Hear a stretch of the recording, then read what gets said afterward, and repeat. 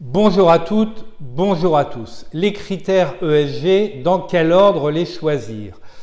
Alors, toutes les entreprises vont être amenées à mettre en place un reporting extra-financier au cours des prochaines années et à choisir leurs KPIs et à choisir leurs critères ESG.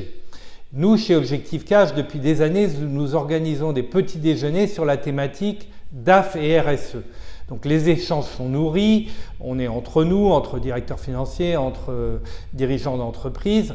Et ce qui ressort souvent de ces échanges, c'est pour certains DAF, une critique ou une observation sur la surpondération dans les critères ESG de certains critères par rapport aux autres. Alors, je m'explique, un certain nombre de DAF considèrent que dans les critères ESG, il y a trop de critères sociaux et pas assez de critères environnementaux.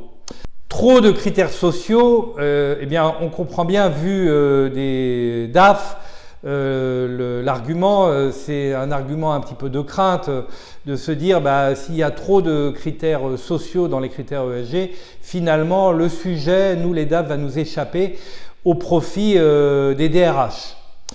Pas assez de critères environnementaux. Il y a toute une catégorie de DAF au cours de nos échanges qui disent en fait, si l'objectif final de la RSE c'est de sauver la planète, autant y aller directement, autant mettre en place dans toutes les entreprises un bilan carbone et puis avec des objectifs pour réduire le bilan carbone.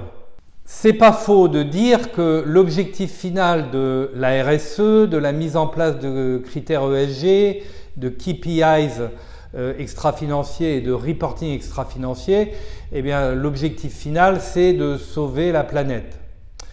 Après, il faut faire les choses dans l'ordre.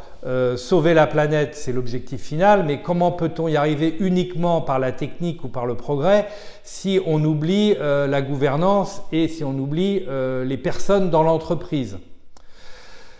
La gouvernance, ça veut dire les bons circuits de décision, se doter des bons organes de direction pour prendre à chaque fois, à chaque étape, les bonnes décisions.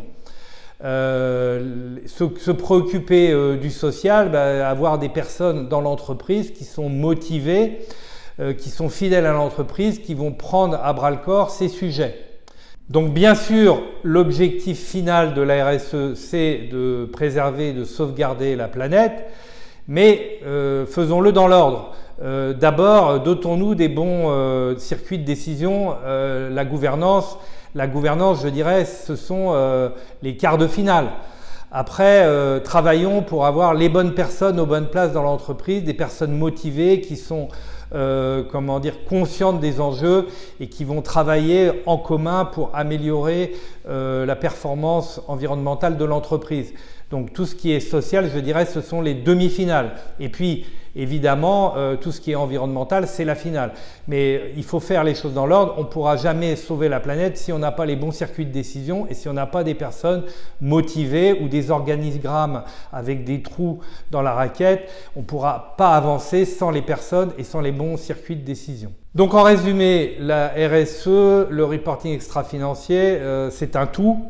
Peut-être à un moment on a l'impression que certains critères sont surpondérés par rapport à d'autres, mais il faut avancer sur tous les critères et l'objectif c'est vraiment de travailler ensemble, de ne pas avoir des guerres de chapelle entre la prod, la RH, la finance, de trouver les bons équilibres pour avoir une performance globale qui surperforme par rapport à son environnement et qui permette à l'entreprise de se distinguer de ses concurrents.